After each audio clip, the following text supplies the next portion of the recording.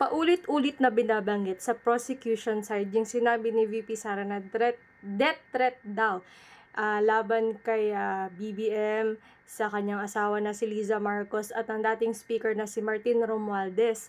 Pero hindi po nila sinasabi yung sa ito ay consequential kasi kapag papatayin sila, kapag ito po pakinggan po ninyo. Ako na tao, sinabi ko sa kanya, kapag pinatay ako, patayin mo si BBM, si Lisa Araneta, at si Martin Romualdez. No joke. No joke. Nagdilin na ako, ma'am. Pag namatay ako, sabi ko, huwag ka tumigil hanggang hindi mo mapatay sila.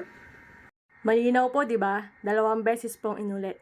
Kapag pinatay ako, then, tsaka sila papatayin. Pero, sa sinasabi po ngayon sa impeachment trial court, papatayin yung 3. Pero hindi binabanggit or hindi nilinaw doon yung mismo naging pahayag ni VP Sara nung gabing ito. So, paano ba yan?